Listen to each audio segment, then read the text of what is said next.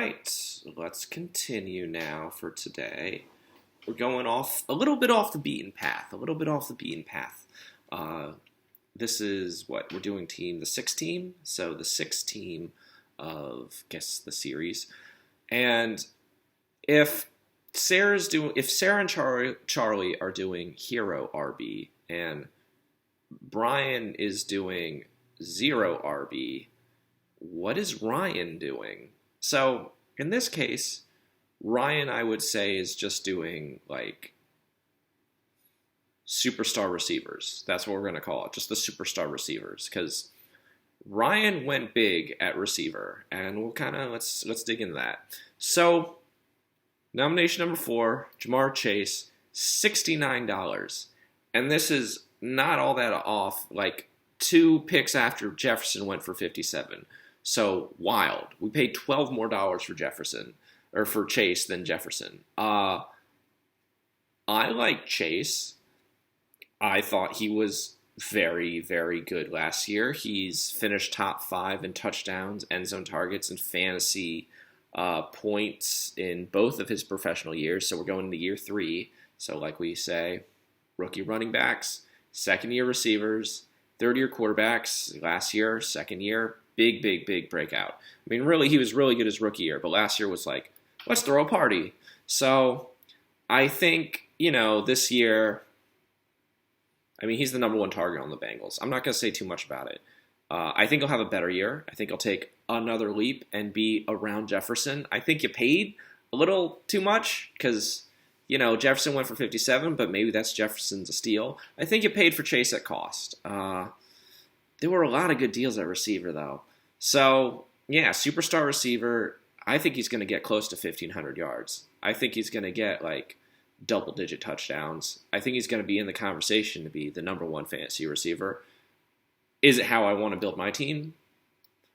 No. Have I built my team around superstar receivers like this? No, that's true too.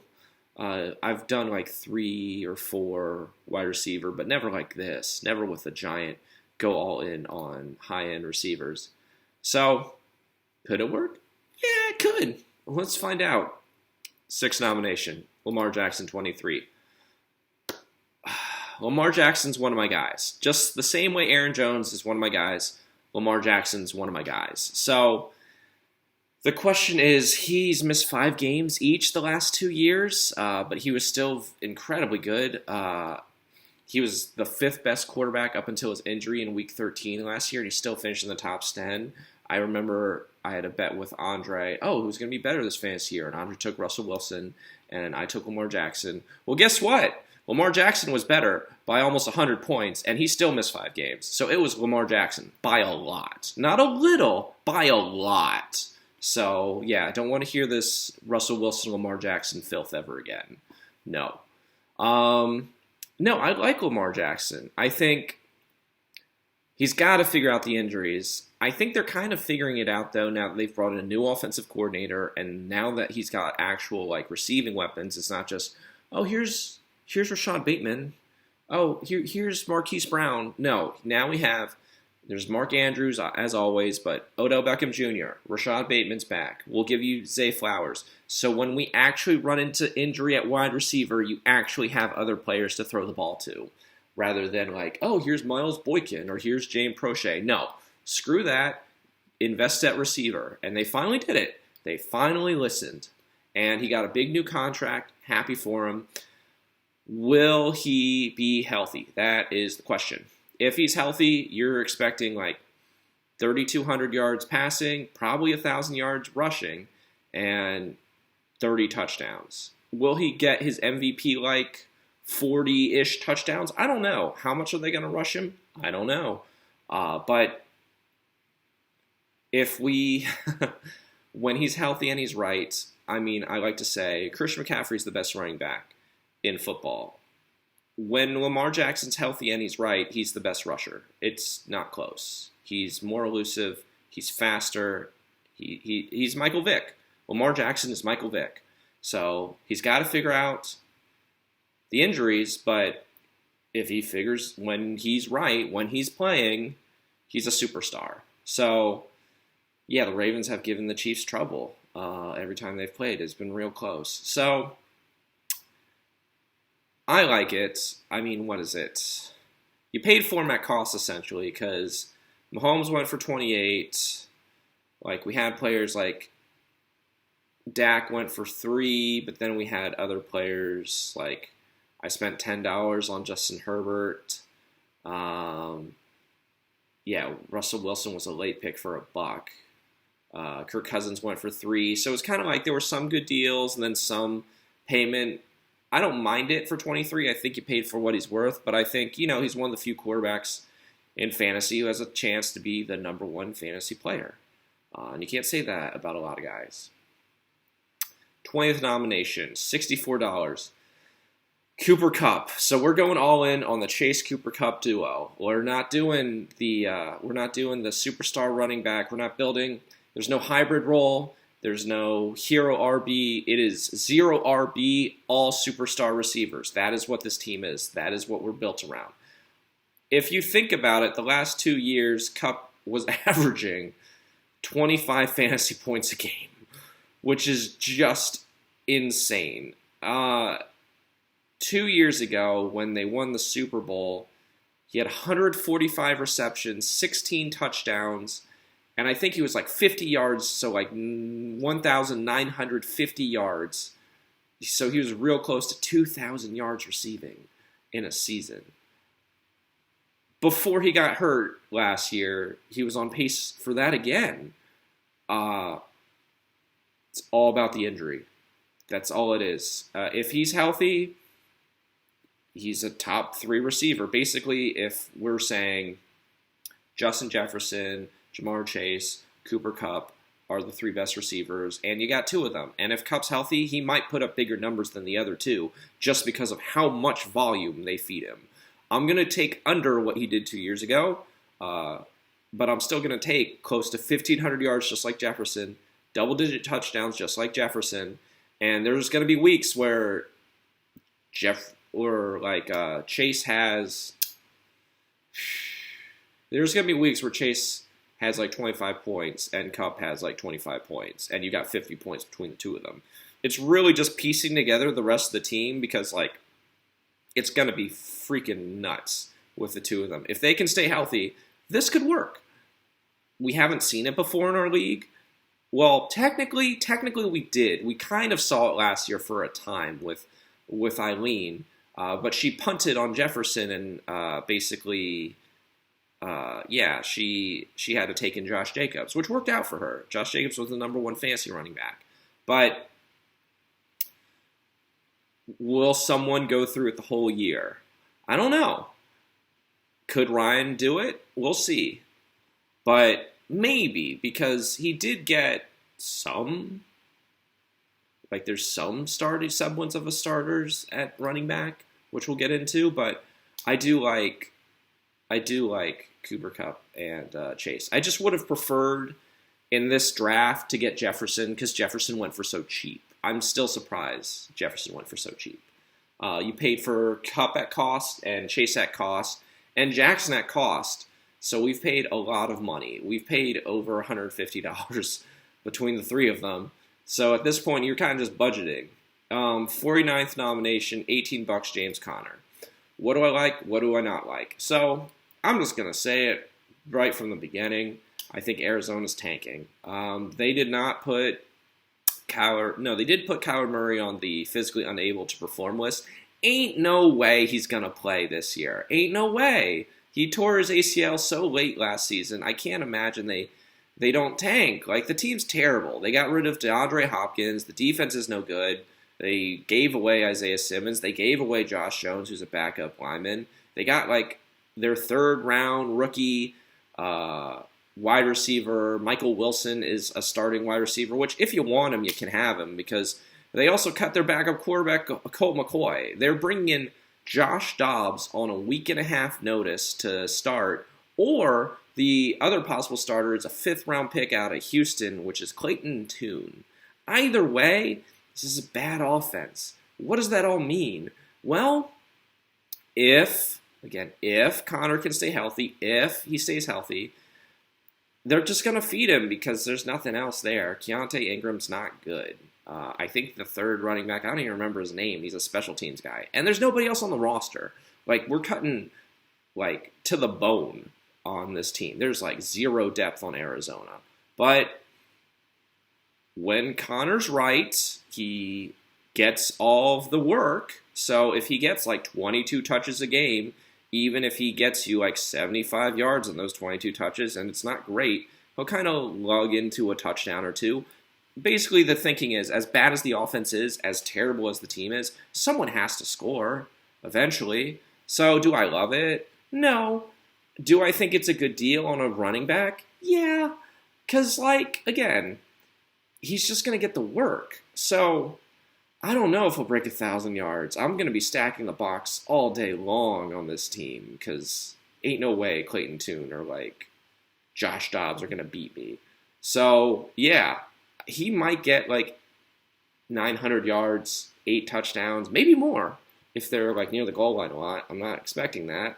But as your number one running back, I see him more as like a flex kind of running back. And he's your number one. I get why he's your number one. I don't think it's a bad deal for 18. I just, it's not great, but you're getting him at a deal because everyone knows it's not great. The situation's real bad. Arizona's real bad. So, can he be a top 20 running back? Probably. Will he be? I don't know. But I don't hate it. Then we waited. So, the 104th nomination, Jerry Jeudy for 7. I'm just going to come out and say it. I don't really get this. I wish, like, why are we dipping for Jeudy, who's hurt? He's out at least a few weeks with a hamstring injury. And, frankly, like, the last couple of years, he hasn't looked good. We're still... Like, I thought Jeudy, when he came out, was the best wide receiver in his class. He just hasn't – it just hasn't happened, though. And I'm still – like, last year was his best season. He had, like, 22 – yeah, he was the 22nd ranked wide receiver. So, wide receiver, like, borderline wide receiver, too. I kind of get that. But he's hurt. I guess Sean Payton coming in, you're hoping for the rebound. I've always liked Courtland Sutton better. But I don't know. The fact that he's hurt and the fact that you're, like, taking Cooper Kupp, who's coming off an injury, and you're taking the injury-prone James Conner, who, by the way, I also don't understand why you didn't take Keontae Ingram, who's James Conner's, like, handcuff. I didn't get that at all. Like, for a team like you that's running RB0, you ought to be for sure taking the handcuff.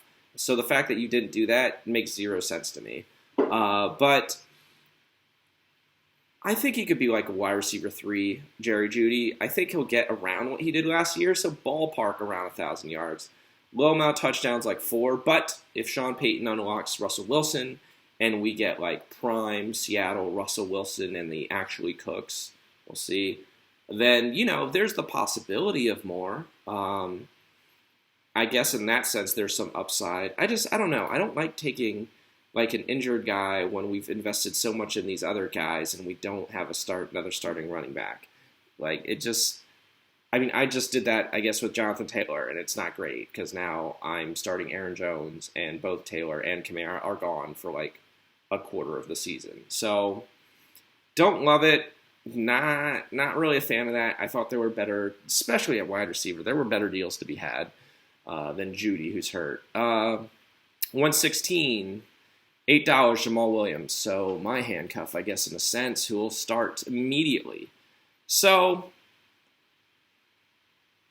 I've never been a fan of Jamal Williams. I always felt that he was blocking Aaron Jones. Last year was his coming out party, but to be frank, I don't really see it so much as a coming out party. Like, yeah, he scored 17 touchdowns. He also got 28 touches within 5 yards. So, like, within 5 yards of the goal line. So, how many, what's, like, the next closest? Next closest is, like, Eckler, who got 20. So, he got an absurd amount of chances within 5 yards to score.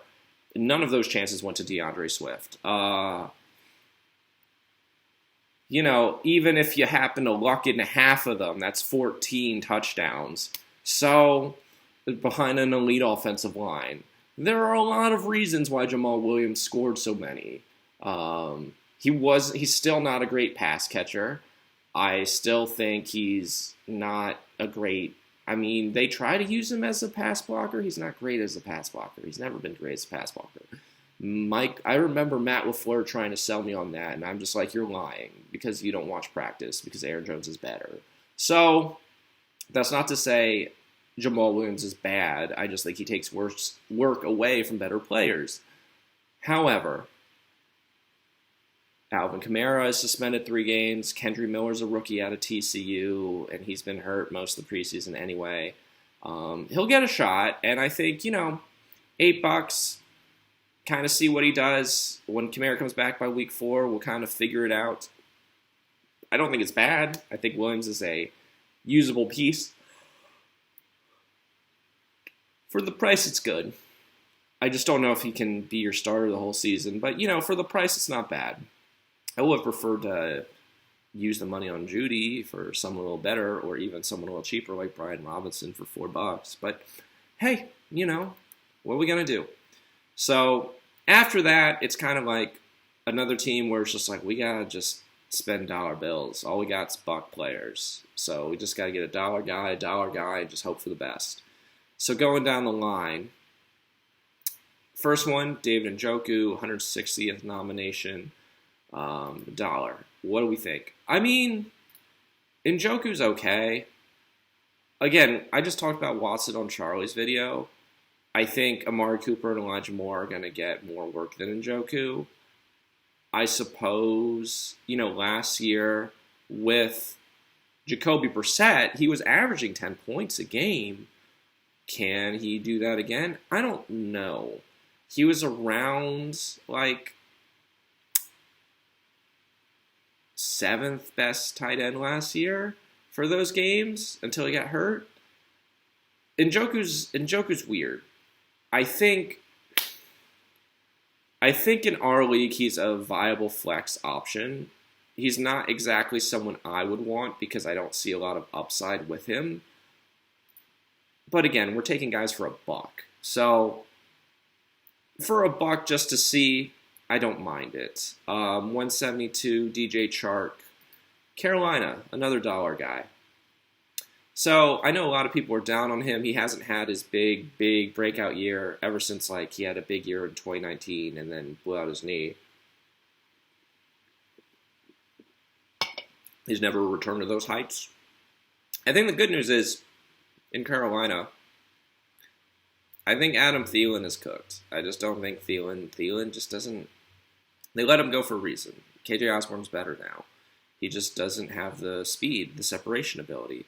Whereas Chark, it's really always been about his durability. If he can just freaking stay healthy, he's still got value. I think he'll be better this year in an offense that will feature him a lot more in Carolina because they got to. I think he can get close to 800 yards and maybe 5 touchdowns. And that's a usable flex wide receiver. So again, dollar player, not bad, especially for a number 1 receiver in an offense. That will be middle of the road, maybe a little below average, but not bad. So I like that. I like Chark. I would definitely start Chark over Njoku for sure, all day long. 183, $1. Tyler Boyd. So, Boyd is very, very consistent as the slot receiver. We already took Jamar Chase, so in a way, Boyd is kind of if Chase gets hurt, what do? We start Tyler Boyd. He's never finished higher than 36th best wide receiver, I want to say. So he's right around 40-ish. He only averages maybe 5 targets a game. It's really when one of the other ones get hurt that he has a lot of usage. I could see using him, though. If Chase gets hurt, use him. If it's a high-scoring game and we know that going in, use him because the Bengals are so pass-happy. Bengals are pass-happy. Vikings are pass-happy. Chiefs are pass-happy. These are pass-happy teams. I think we'll get more receptions this year just because they're going to really, really lean into that even more so with just Joe Mixon and nobody in the backfield. So I think he'll get maybe 65 receptions, but probably less yardage. You got 750, so maybe around 700, 650. and ballpark like 4 or 5 touchdowns. So again, useful around flex level wide receiver who could become more if something happens to our superstar. I like Tyler Boyd though. I think he's better than a standalone slot receiver. I think Chase is a superstar. I think T. Higgins is a star, and Boyd is very good. And I think Higgins and Boyd I think Higgins for sure could lead his own team and be a number 1. I don't know if Boyd could, but he could definitely be a number 2 somewhere. So I don't know how long the Bengals can keep the trio together, but for now, looks pretty good. Next, we got Allen Lazard for $1. Back, reunited with Aaron Rodgers, now in New York. I mean,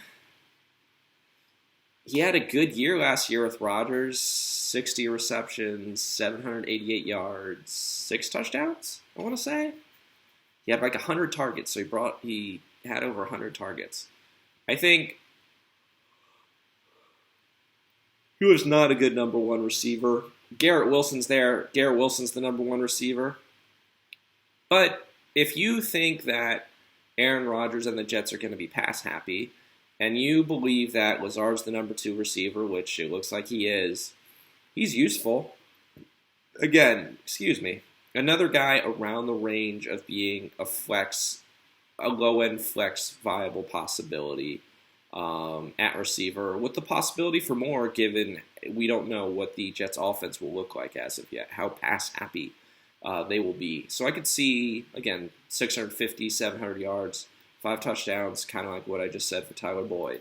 So good, solid pickups. After that, Curtis Samuel. So, I mean, for the first 3 weeks, Samuel last year was like the number 8 receiver. And then everything kind of fell apart when he was behind Terry McLaurin and Jahan Dotson. I think as a talent player, Samuel's a good player, but he's behind 2 better players. So I think he's kind of like free agency fodder. I don't see Samuel making a difference at any point. I don't see the upside, I guess, unless McLaurin or Dotson are hurt. And even then, I'm not sure Samuel would get the work. Because I don't really know what to believe with Sam Howell either.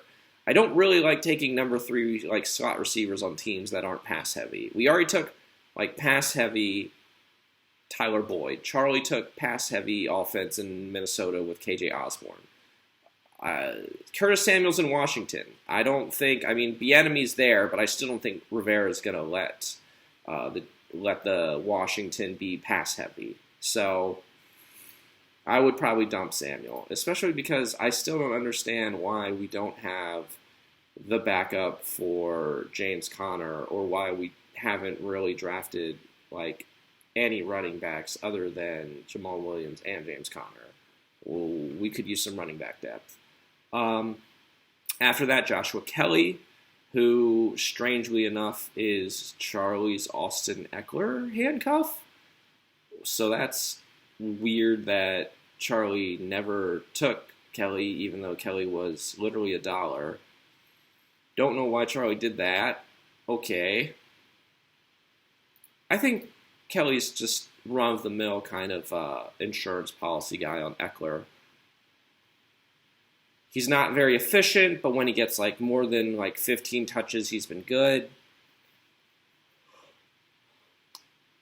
He's more useful to Charlie's team than yours, but if something happens to Eckler, it makes sense. I don't mind carrying the insurance policy for someone else who did not invest in it. So, especially because you need running backs. So, at this point, take shots in the dark.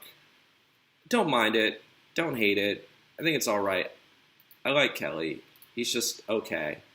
The last one is the suspended. What is this? The 238th pick. I'm sure if Rich listens to any of these videos, he'll appreciate it. There is Ronald Jones, the 238th nomination. He's for $1. He suspended the first two games of the year for for PEDs. I mean, I just talked about Deuce Vaughn on Charlie's video possibly being the handcuff. I know Rico Dowdle is still out there for the Cowboys. I don't know if he's the number two. I mean, they're saying that currently he's the number two. We'll see if that's true. Maybe when Jones is off suspension, he can be the number two. I've never liked Ronald Jones. He doesn't pass catch. He doesn't pass block. He's young, so I'll give him credit for that. And he can be quick. He can be fast, but he doesn't really have good vision either. I think the Bucs taking him, second round in 2018. It's just, I always thought that was a mistake. I thought there were better players. And, yeah, he got over 1,000 yards in, 2019, 2020 until Leonard Fournette came around in Tampa. So maybe he's the number two. I guess, you're taking a shot in the dark to see if Pollard gets hurt, who's the number two, and I guess Jones is as good a shot as any. So I don't believe in him. I would not keep him. That's what I would do. I've never really liked him. So, he's got a resume, I guess, to justify it, but still, he's got a ring now after being on Kansas City, so good for him, too. Yeah, 2 rings. Yeah, Kansas City and the Bucs. So that's fun. Yeah, what are we doing? So I see Ryan's team kind of how I see Charlie's team, only in a different light. Like, Charlie has Austin Eckler, Travis Kelce, Patrick Mahomes, and Chris Godwin, right? Those are we'll say 1, 2, 3, 4, her big 4. And her 5th one's Darren Waller. Kind of in the same sense, we switch out Eckler, so instead of a hero RB, we just insert Ja'Marr Chase. So Mahomes, Lamar Jackson, and then we have Eckler, Ja'Marr Chase, and then we have Travis Kelce and Cooper Kupp, and then we have Chris Godwin and James Conner and Jamal Williams and Darren Waller. The teams are kind of similar. There's no real running back depth. It's built a little differently because it's 2 superstar receivers.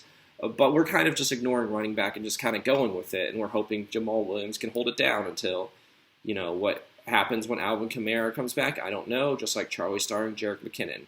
Either way, I think the team's like a C+. There are going to be weeks, though, where Chase and Kupp just decimate teams. And it's going to suck to play Ryan in those weeks. Or there could be even a week that Lamar Jackson has a crazy big game. So, in a sense, Ryan has 3 superstar players the same way Charlie has 3 superstar players. And if those 3 superstar players pay off, then Ryan's in the playoffs, and none of what I think really matters. I think you got to start somebody at running back. I don't see much running back depth. I would implore you to maybe drop Curtis Samuel or someone for Keontae Ingram, who is still a free agent and is James Conner's backup. I would also be on the hunt for a number 2 running back in case Alvin Kamara just comes back and takes the job and Jamal Williams is kind of just there. I could be wrong. There have been times where New Orleans has been able to give 2 running backs work. I just think this Dennis Allen offense is different from Sean Payton's previous offenses with the Saints. And, I think the team is all right. I'm going to give it, just like Charlie, a C+.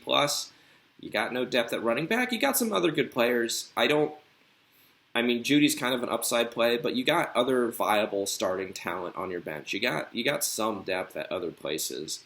And there's going to be weeks, again, where you just surprise somebody. So, again, like I said at the very, very beginning, before I even started all these videos, there's no bad teams in this league. Not this year. Everybody's good. This is, if it's really, really tight, if, Justin's the high end and, maybe Ryan's, the low end, it's still not a whole lot. Because there's going to be weeks where Ryan or Charlie just have big games from their guys and just blow someone like Justin out. It's just going to happen. And I think that's really interesting. I think that's what makes our league really great. I really love the parity. I don't know what's going to happen to my team, but that's not the point. I think this team is good. I think building around Chase and Kupp is interesting. I do, in a sense, hope it works out, just so everyone's kind of there are other ways to get around this, rather than just, spending so much on running backs. We've never really seen two superstar wide receivers work. I mean, again, Eileen drafted two last year, but didn't really work. She moved one of them not too deep into the season. So I hope you can kind of figure it out at running back. But either way, it's super interesting to see someone kind of zig while everyone's zagging and just go lean in all the way on wide receiver. So yeah, C+, still a good team. And again, you're a threat. I don't know if I would give you championship aspirations, but you got definitely playoff aspirations. Like, I think this year, probably everybody has playoff aspirations, if I'm being honest. So, yeah, good team, Ryan. Don't love it. Don't hate it. It's about a little bit above average, but afraid of it. I don't like running into two dragons. And there's a lot of teams with like two dragons. There's like this and Charlie and Lauren, and that's kind of the theme of today's videos, just teams with two dragons or like a third superstar kind of quarterback that are just going to wreck you, and it's going to suck. And you're going to be like, what did I do wrong? And there's nothing you can do.